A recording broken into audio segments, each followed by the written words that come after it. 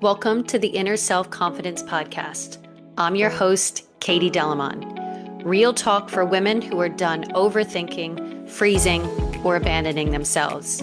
If you are ready to feel calm in your body, trust yourself, and speak up without forcing it, you're in the right place. Because confidence isn't something you perform, it's something you build from the inside out. Let's go. Welcome to episode 38 of the Inner Self-Confidence Podcast, generational trauma and the 4 ways it gets passed down. I'm going to jump right into this episode and let's just start with what generational trauma is. It's a buzzword and I'm sure you know what it means, but it is the transmission or maybe the continuation of psychological, emotional, and or physical effects of traumatic or challenging or stressful experiences from one generation to the next. It occurs when unresolved trauma, again, which is just an emotional wound, in parents or ancestors that influence the behavior, coping mechanisms, and the biological stress responses of the children and grandchildren. Now, I want to say that generational trauma has absolutely nothing to do with having children. You can pass down generational trauma even if you don't have kids. Just because you don't have kids doesn't mean you're breaking cycles. I'm going to say that again. Just because you're not having kids doesn't mean you're breaking any kind of cycle. This is the transmission and the continuation of psychological and emotional and physical effects from one generation to the next, meaning just from one person to the next. It doesn't even have to be a generation. I know so many people who do not have children, and yet they are still not very nice to their partners, to their coworkers, to complete strangers, to other friends and family members. Like I said, you do not have to have children in order to break cycles or generational trauma. Now, common causes include, but are not limited to, things such as abuse, neglect, poverty, war, systemic discrimination, and forced separation. This is kind of your big trauma. If you are still a little unsure on what trauma is, or maybe you don't think that what happened to you was big enough, quote unquote, or wasn't traumatic enough, please go listen to my episode, Trauma is Not Drama, or go download my free 10 Hidden Trauma Guide on my website. It's completely free. Just type in your email, it'll send it to your inbox. And I go over 10, but there's many more, hidden traumas that most people don't want to consider our trauma because they don't think that it's big enough. But that's not what this episode is about. So I want to start with some studies because I absolutely love scientific research because I think it just really helps the woo-woo stuff seem real. Now, I believe that this stuff is passed down, but you may not believe that. And I'm not here to try to convince you, but I do want to give you as much science and background as I can so you don't think I'm just talking out my ass. Okay, so there is a study from Emory University where researchers trained mice to fear a specific smell. It was a cherry blossom scent, and they paired the scent by a mild electric shock. Obviously, over time, these mice learned to associate that smell with danger. So when they smelt the cherry blossom, they got shocked. But here's the part that really stays with you. Their babies and even their grandbabies who have never been exposed to the smell before were more sensitive to it and reacted to it with fear. Scientists found actual biological changes in the mice, suggesting that the imprint of that experience had been passed down. Now, this is a mice study. I will give you that. This is not a human study, but it gives us a powerful insight. And most studies are done on rats in general when people talk about studies. So I just want to give you, the whole information in the background, though. I truly believe that what we don't speak, we store. And this is just, proof. There is a study that was done on Holocaust survivors, though. And this also shows that what isn't processed doesn't just disappear. It can and absolutely will be passed forward. So this study was led by Rachel Yahunda. It found that both survivors and their children showed differences in how their bodies responded to stress especially their cortisol levels and stress related genes. The children didn't experience the trauma, they weren't in the Holocaust themselves directly, but their nervous system still carried a heightened sensitivity, not as a memory, but as a biological imprint. I read somewhere that we are holding 7 generations of trauma in our body. Let that land. Okay, so whatever your mom, your grandmother, your great grandmother, great great grandmother, and grandparents, not just mother, but fathers as well, we're inheriting a lot of things that are very subtle and things that we can't see. There's also a study that shows that stress passes through the placenta. I talked about this on my episode. You might want to go listen to that one. What we don't speak, we store. Where stress actually passes through the placenta of a pregnant woman into the developing baby, which means you inherit the stress that your mother is going through while she is pregnant with you. Okay. Now, most of you know my story that I found out at 38 years old that the man who raised me isn't my biological father. And you can imagine the kind of stress my mom would have been in when she was pregnant with me. Having to keep the lie, not even knowing if I was a boy or a girl. But, anyways, I'm not even going to go into that sort of generational trauma. I want to paint a little picture and give you two examples, very, very clear examples of, I mean, maybe I'll give you a few more of generational trauma and how it's been showing up in my life. And I'm sure it will show up in your life in very similar ways, just maybe a different story. So, my grandmother had 9 children to 3 different men. This would have been in the 50s, 60s, and 70s. And I know I wasn't alive in that era, but I do know that this was very shameful to have that many children to that many men, and you weren't married to all of them, right? So there's a lot of shame that I know my mom's side really carries with. And my mom carried that with her, hence what she did, and she passed it down. Now, the man who my grandmother had 6 children with, my mom's dad, my grandfather, he was an alcoholic. And as you know, when there is abuse, substance or physical abuse in a home, there is a lot of silent secrets and shame. There was a very toxic dynamic. It was a very unstable home. My grandmother had moved 6 children down to West Virginia at one point to be with him because he had emphysema. And it was so bad that my grandmother was so scared to leave him that she left in the middle of the night with 6 children underneath the age of 10. My mom was the eldest daughter. I remember my mom telling me this story, and it's actually going in my book, Lies We Inherit, because it's a pretty incredible book. It's pretty empowering for me to hear and for me to actually write about because how fucking brave and also very scared my grandmother was to leave a toxic relationship and said, you know what? I might not have any money, but I have my own pride. And it is going to be much safer for me to be living in poverty than to be living under this roof. And now, mind you, my uncles are all, well, besides one of them, they're all raging alcoholics. My one aunt was murdered in her 20s. Like, I'm not saying that her leaving her husband was the best decision and it made the kids turn out just brilliantly. But what I'm saying is that little change alone, my grandmother was a cycle breaker. She said, I am not staying in this situation. I'm not going to keep continuing this toxic pattern. So she left. And my mom grew up in massive poverty and she broke that cycle. So we are all breaking cycles, not just you, not just your friends, not just the people on Instagram or the people who have money for great therapists or all the celebrities. Like everybody is always breaking cycles. It's just what cycles do you want to break in this lifetime? And anyway, so my grandmother had 9 children to 3 different men. Not only did she obviously pass down a lot of trauma with my alcoholic grandfather, but my grandmother also lied to my one aunt and said her dad was a different dad than who it really was because my aunt at 58 years old is in the same boat as me and she just found out at 58 through ancestry.com that the man who raised her is different than what she was told.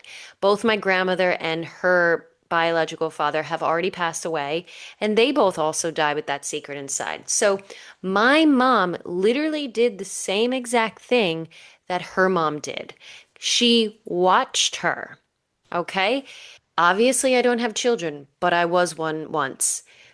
Children do not listen, they watch, they model, they watch, they model, they watch, they model, they model, they watch. They will do what they see, not what they're told. Okay. I know you have kids, so I know that you know that this is true.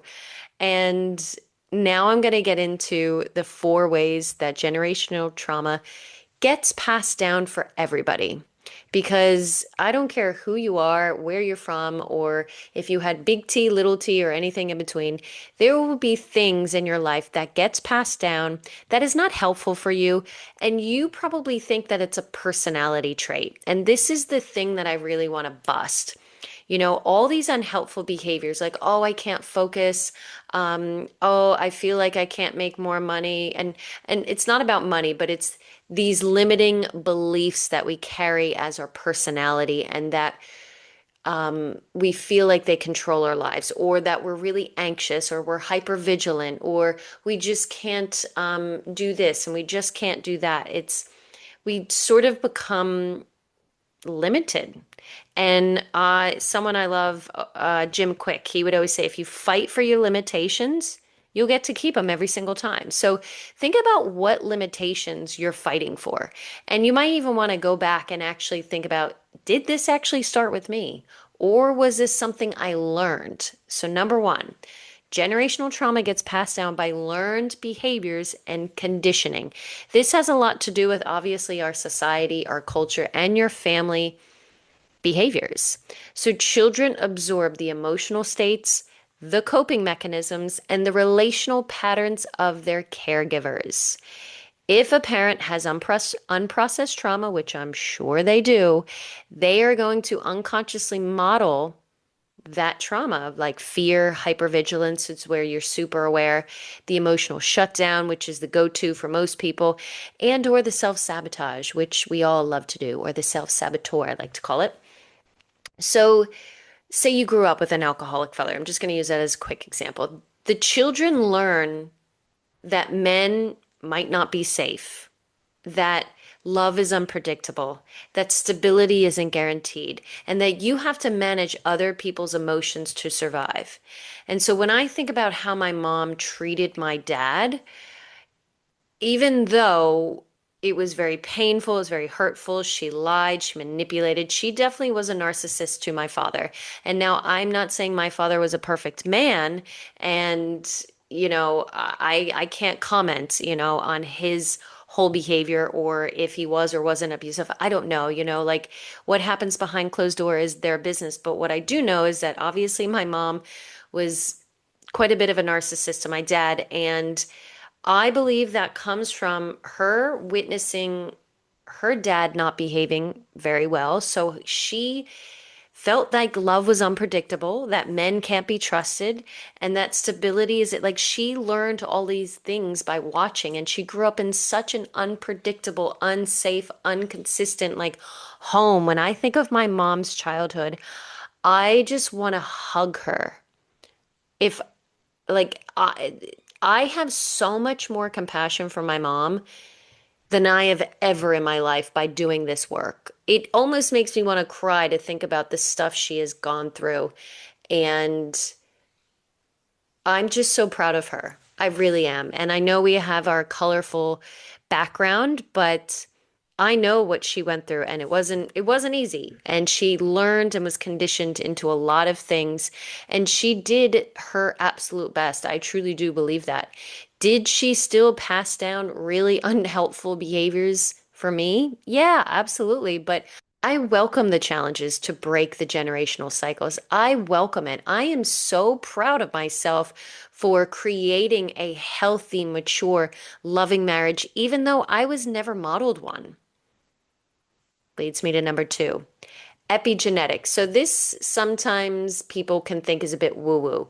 What it means is basically your trauma doesn't live in just your memories. It literally lives in your gene expression, which means depending on your lifestyle, your choices, your what you listen to, what you put into your body, whether that is food, whether that is information, the type of people you're around, the energy you're around, all of that is affecting your gene expression. And there is a lot of research on this. Some people, give it a lot of credit, some people don't. I personally think it's a fantastic field. It's called epigenetics. I believe in it wholeheartedly. It is the biology of trauma, and there's a lot of books on it. But it is the same sort of idea about the mice and the cherry smell and the Holocaust survivor research. It's all about how your genes express themselves. So when you choose to either smoke or not smoke, there will be genes in your body that get turned on and that get turned off, depending on your choices, depending on what you are exposed to. Now, things that obviously get passed down, most people think that they're just bad habits, but it's literally wired in. And one of the biggest ones for me that I have had to train my brain, and I still do every single day. I'm on like a marathon to train my brain from a scarcity mindset to an abundance mindset. It's not easy when you have grown up with scarcity as you're, running in the background. That's a very deep subconscious belief. And so I've had to really consciously retrain my subconscious brain to look for more abundance than to look for scarcity. That'll be a whole nother episode because I love talking about that stuff and I love talking about manifesting. So watch out for abundance, manifesting, and yeah, shaping that scarcity mindset. Number three, which I obviously go on a lot about, family silence. This also goes back to trauma is not drama. If you listen to that episode, trauma is not what happens to you. It's a lot of the times what doesn't happen to you, what isn't said to you, what relationships and connections don't come after the big emotions or the big event. So, what families don't talk about shapes our emotional reality just as much as what they do talk about. So, unacknowledged trauma becomes inherited shame, unspoken grief, or an internalized sense of danger with no explanation. And then you have on the other side families that glorify survival, which my mom did when she told me that story about my grandmother, like glorifying the survival at the expense of the emotional expression. This breeds perfectionism, people pleasing, and emotional suppression. So that was a huge fucking deal what my grandmother did. But when my mom and my aunt speak of it, it's this like, and I feel proud talking about it. Like, yeah, survival. Like the women came together, they band together, they helped each other, and like we survived. But they don't often talk about the emotional load and what that actually did on the body and in the relationships. They suppress that part because I think it would be too much, to actually go into it if you are not doing it in a safe environment. And think about it. Was your grandmother's pain ever talked about? Was the alcoholism ever really acknowledged in your household? I know for me it wasn't. My mom was an alcoholic. My biological father was an alcoholic. I was an alcoholic for a while. And I never named it. I just thought, oh, I'm just in my 20s and I just like to have fun. But the amount of alcohol and the way I was consuming it and the why I was consuming it and knowing that it was bad for me, but still continuing to do it and to basically give myself alcohol poisoning all the time, that is not just being in my 20s. That was definitely a problem. But I can now name it because I'm out of it, right? So a lot of the times when we're in it, it's really hard to talk about and admit. But that silence is transmission. And when we're little, kids will always also feel the gaps with self-blame.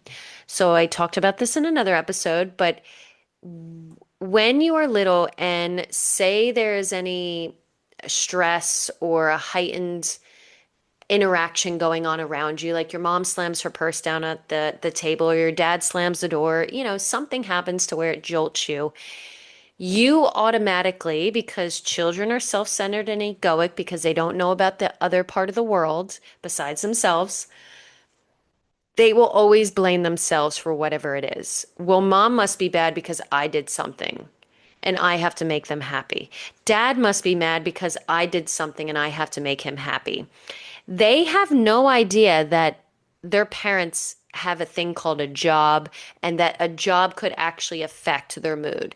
All they know is that their survival depends on their parent, and when they see their parent upset, it's automatically their fault. This is what we do as kids. I'm just keeping it real with you, not trying to over dramatize things or catastrophize it or make you think that everything is your fault. But this is what kids do just naturally. And so as adults, we have to unlearn this unhelpful behavior that we have to make sure that everybody else is regulated before we can regulate ourselves. And that, of course, brings me to the last one, which is always, my golden baby, my nervous system regulation. So babies and children co-regulate with their caregivers. Your nervous system, which is your brain, your spine, and your nerves, but your nervous system is literally shaped by the emotional states of the people around you, not just your mom and dad, everything and everyone around you. Your nervous system gets shaped by it, okay?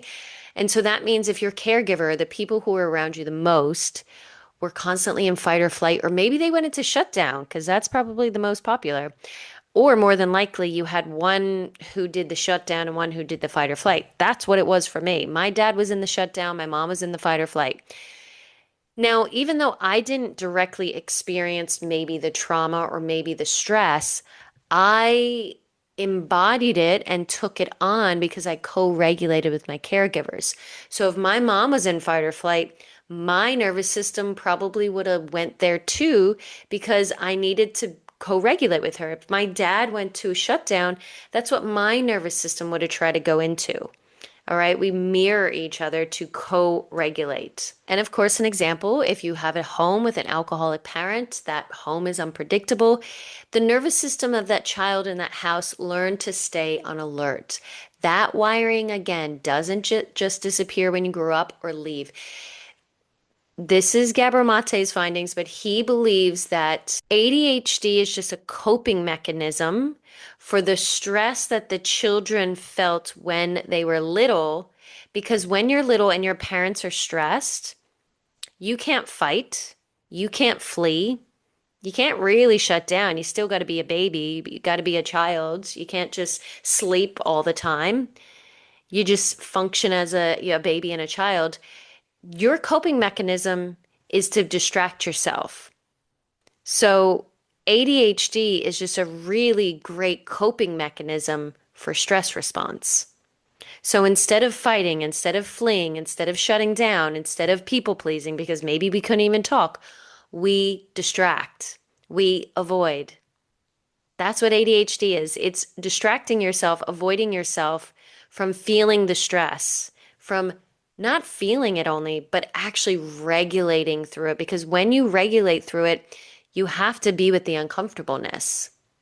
That's just how it is. And I talk about this all the time. You want to think that nervous system regulation is all about being calm and peaceful all the time. But sorry, guys and girls, but it is actually getting really uncomfortable really often and doing the opposite of what you normally do.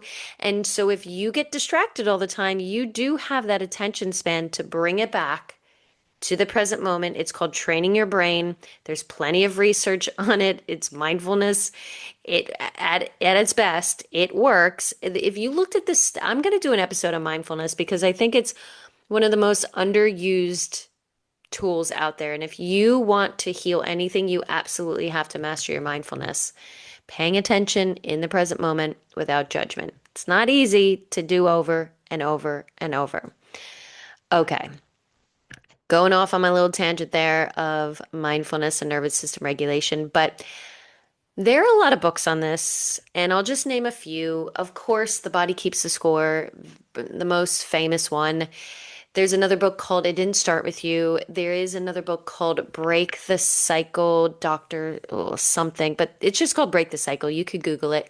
That's where she mentions that we hold, I think, 6 generations of trauma. Now, your body is carrying stories that aren't even yours. And that changes everything about how we approach healing if you believe that. I personally do. And this is not to overwhelm you and be like, oh my gosh, I thought I had to just deal with my stuff, but I've got to deal with my mom's stuff, my dad's stuff, my grandparents' stuff. No, no, no, no, no. This is about understanding what is it that is unhelpful and harmful for you right now in this stage of your life. This is the number one way to healing anything. Let's get clear on what do you want and what do you don't want. Because so many people can't even get clear on that. And if you don't know what you want and what you don't want, you won't be able to get it. You've got to be clear. And I also want to be clear again that every single one of us is breaking cycles. Your mom broke cycles, your dad broke cycles. I don't care how abusive or narcissistic they were, they broke some sort of cycle. They may have continued some other cycles, absolutely, or maybe their trauma caused them to act more harmful and in more painful ways. That's another way that the body responds to trauma as well. We unfortunately sometimes go the other direction. Instead of wanting to heal it and face it, we just sit and live in the pain. I'm not saying one is better or worse. I'm just saying this is the way people deal. But the question isn't about how to change or help anybody else. It's about how to help you. And the question is never if you're breaking a cycle, it's just which ones do you want to break? I can sit here and say that I've broken every single cycle and I'm so proud of myself. And yes, I've broken a lot, a lot, a lot, a lot. But I am still every single day at this and new ones will come up. It's kind of like surfing. Not that I'm a big surfer, but I know what you have to do it. And I've actually have had a few I've had quite a few lessons, too many, probably because I'm horrendous. But all I know is that you kind of paddle, paddle, paddle. And when you think that you've paddled enough, you've got a whole nother like 10, 15 strokes ahead of you. Like the paddling never ends. This is the same thing with healing. If you think you've done all the healing and oh my God, now I can just sit back and relax and just put my feet up. Sorry. Again, that's not how it works. You will have to continue to work at it every day. And I feel almost sometimes exhausted how much training I'm doing in my body and not physically, not like I'm going to the gym 5, 6 days a week. I only go to the gym 3 days a week and I only work out for like 30, 40 minutes, if that. But I mean mentally training, nervous system training. I am constantly training my thoughts, my focus, and my nervous system. I'm I am like, yeah, I'm just constantly training my nervous system. Not training the physical body, training my nervous system. And if you don't do the work, you will unfortunately pass down wounds. But I will also say that even if you do pass wounds down, you can also repair them. And I again talk about that from my own personal experience. I have absolutely passed pain down to people I love, to people I cherish. And I've been trying to repair those quicker and do it more efficiently, more effectively, being more mindful when I'm not at my best, not to make excuses, but to really put up my own boundaries and knowing what my body needs so I don't get to that point where I'm passing down the pain. But I'm not perfect. And I like to keep things very simple, easy to digest, easy to remember, and easy to apply and embody in real life.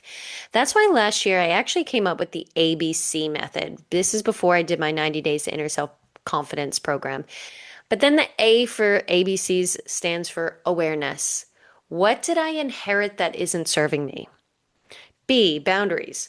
What new patterns am I choosing instead? And C, compassion. Can I hold myself first and foremost with grace? Don't worry about trying to forgive anybody. I'm telling you, forgiveness, I said it in the Shadows podcast. Forgiveness is not something we do. It's something that naturally occurs when we have so much understanding and compassion for ourselves that we don't need to forgive anybody for anything. We understand so deeply what happens to people when they're in pain that we don't need to forgive. We get it. That doesn't mean you don't want an I'm sorry or an apology or to have a vulnerable conversation with somebody or to talk about how your needs need to get met.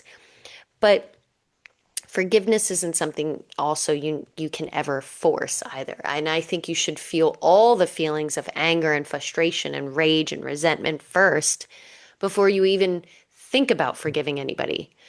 But you can hold yourself with grace over and over.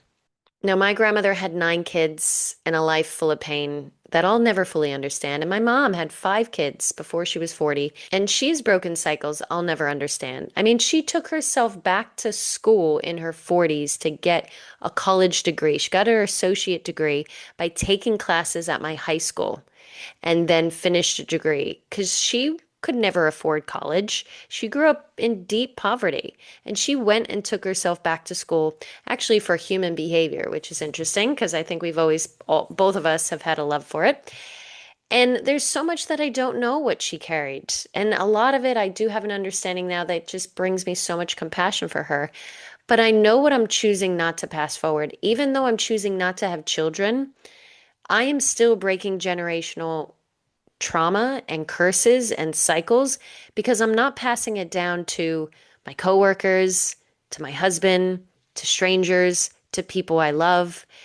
That is what breaking the cycle is. It is nothing to do with children. That's a gift. And it starts with you deciding your worth breaking the cycle for and what cycles you want to break. Again, if you want to hear more about Trauma is Not Drama, I suggest listening to that podcast episode or just downloading my free guide, 10 Hidden Traumas That Are Shaping Your Life. You can find it on my website. Or if you want to read about my wild ride from mindlessness to mindfulness, you can check out my first book, Trust the Flames. I am in the works talking to a book proposal coach for my second book. Watch this space. I am manifesting an agent, a publisher, a book deal, a movie deal, you name it. It is in the works. I'm manifesting it. Watch this space. And if you want to learn more about me, you can check me out on any social media handle, Katie Delamon, or just jump on my website, katiedelamon.com, and learn how we can work together. Till next time.